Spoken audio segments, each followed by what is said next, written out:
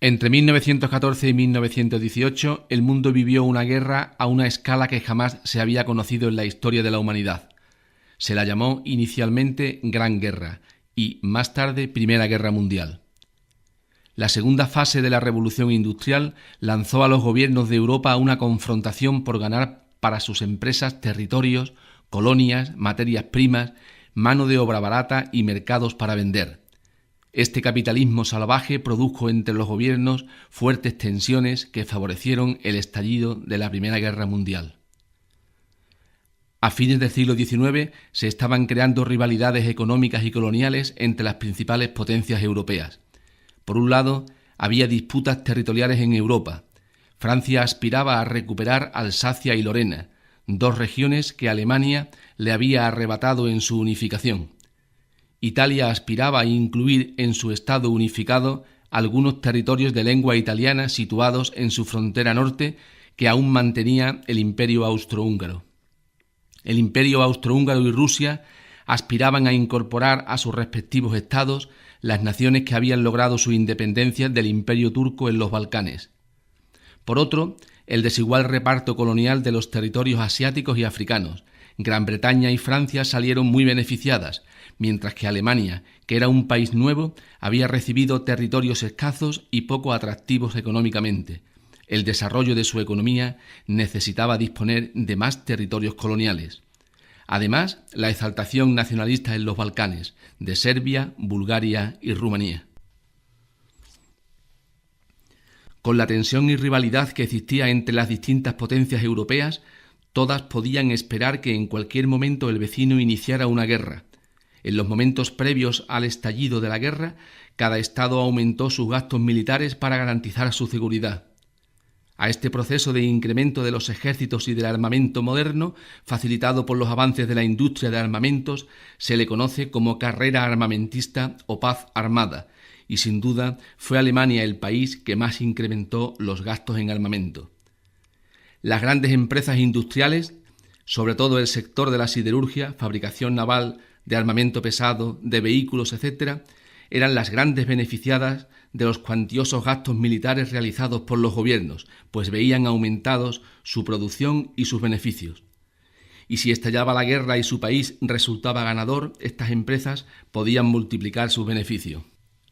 Como el peligro de guerra era inminente desde finales del siglo XIX, una cuestión importante era buscar amigos para cuando llegara el momento.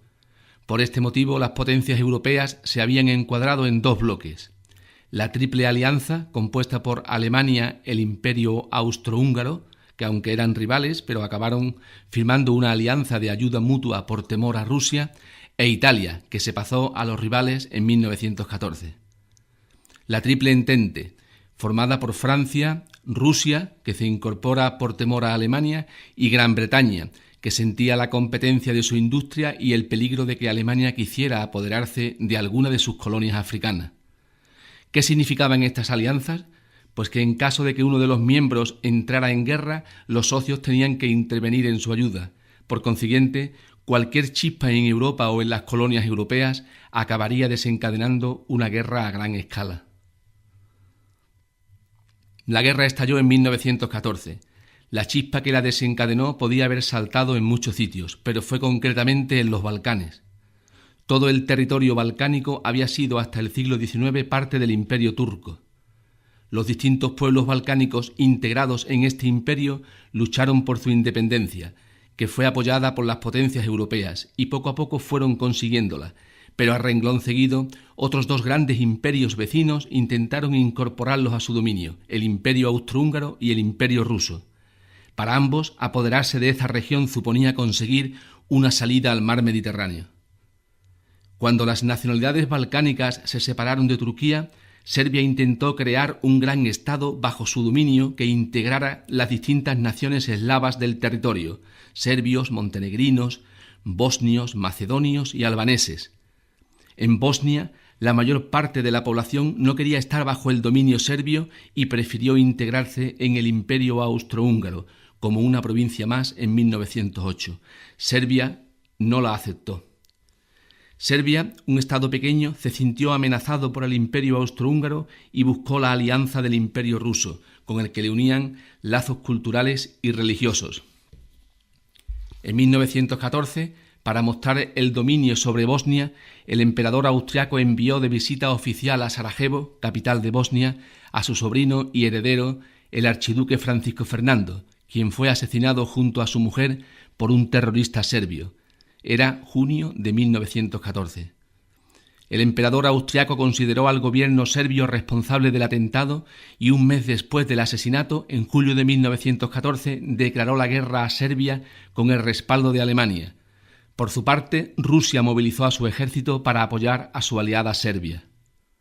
A partir de aquí, las alianzas se pusieron en marcha y se sumaron otros países a los bandos.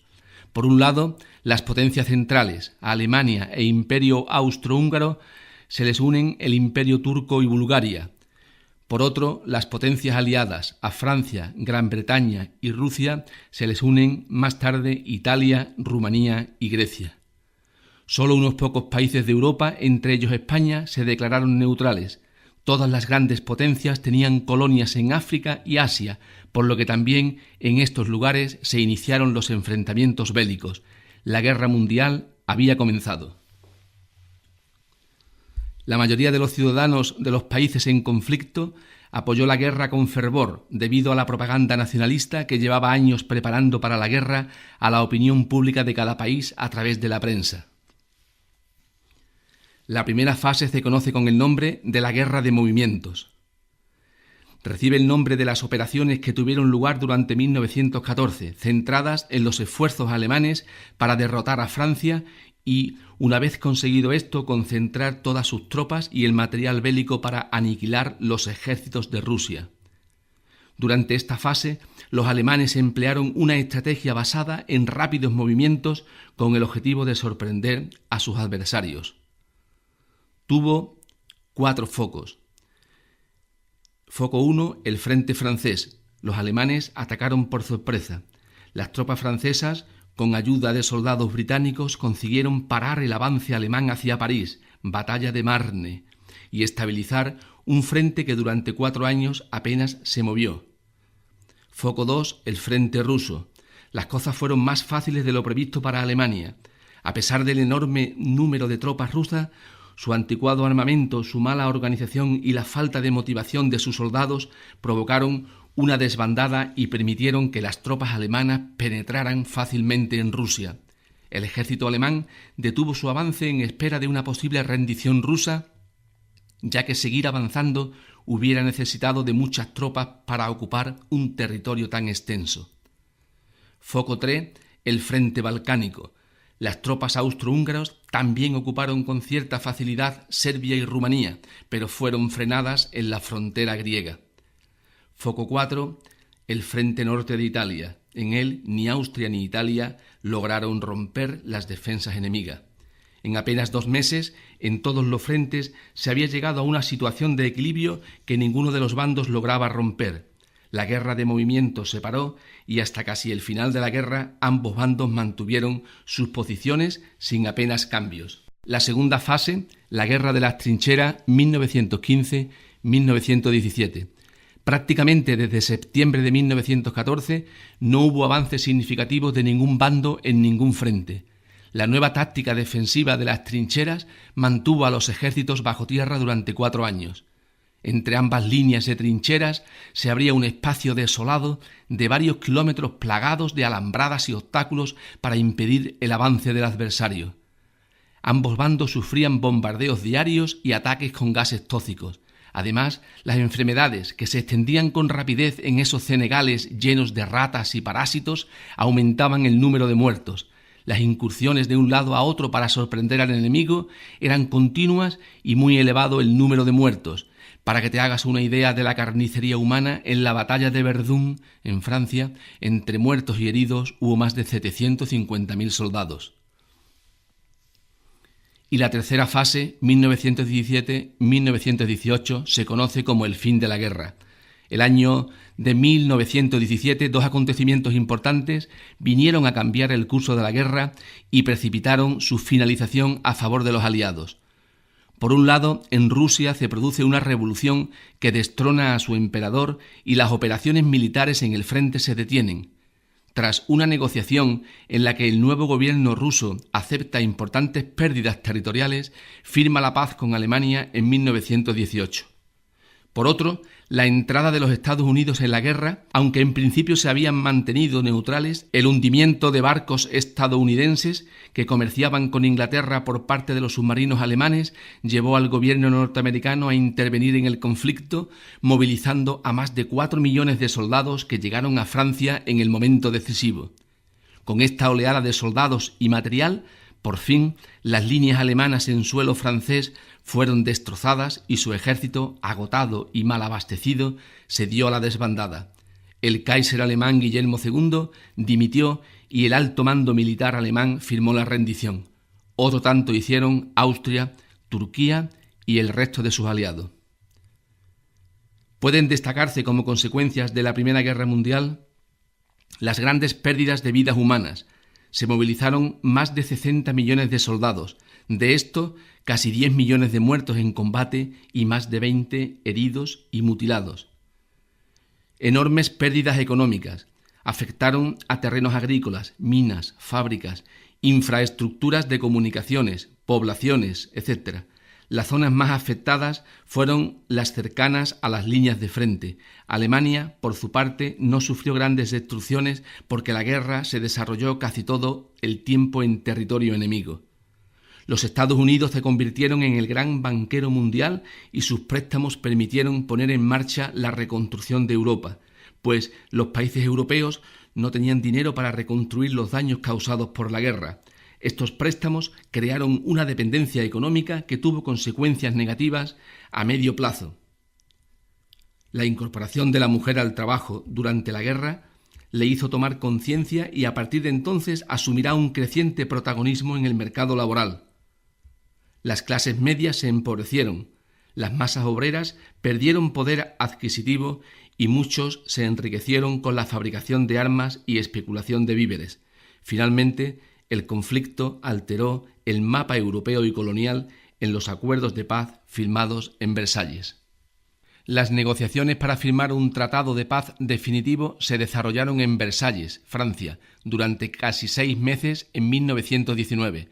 Los vencidos tuvieron que aceptar las condiciones que les impusieron los vencedores, Estados Unidos, Francia y Gran Bretaña. En primer lugar, impusieron a Alemania unas condiciones muy duras por ser responsable de la guerra. Una indemnización a los vencedores por los daños que le habían causado, la pérdida de parte de su territorio, incluyendo todas sus colonias, la reducción de su ejército a un máximo de 100.000 hombres, la retirada de sus tropas en su frontera con Francia y la devolución a Francia de las regiones mineras de Alsacia y Lorena. Muchos alemanes consideraron humillante este tratado y desde el momento de su firma se extendió entre los alemanes el deseo de revancha, que es el origen de la Segunda Guerra Mundial. En segundo lugar, crearon la Sociedad de Naciones, organismo internacional con la misión de mantener la paz en el futuro. Este organismo nació debilitado al no sumarse Estados Unidos, ni Rusia, ni Alemania. Y en tercer lugar, los vencedores diseñaron un nuevo mapa de Europa y del mundo con numerosos cambios, los cuales no dejaron contentos ni a los derrotados, que sufrieron grandes pérdidas territoriales, ni a algunos vencedores, que no tuvieron todo lo que deseaban, ni a algunas nacionalidades que siguieron sin conseguir su independencia. Italia incorporó a su territorio 2 regiones fronterizas que habían sido austriacas, aunque quedó descontenta al no conseguir los territorios balcánicos que demandaba. El imperio turco desapareció, quedando reducido a la actual Turquía. El imperio austrohúngaro desapareció, dando lugar a las actuales Austria, Hungría, Chequia y Eslovaquia. Polonia surgió como Estado independiente, con territorios que ocupaban Alemania y Austria. El antiguo imperio ruso perdió territorios como Finlandia, Estonia, Letonia y Lituania.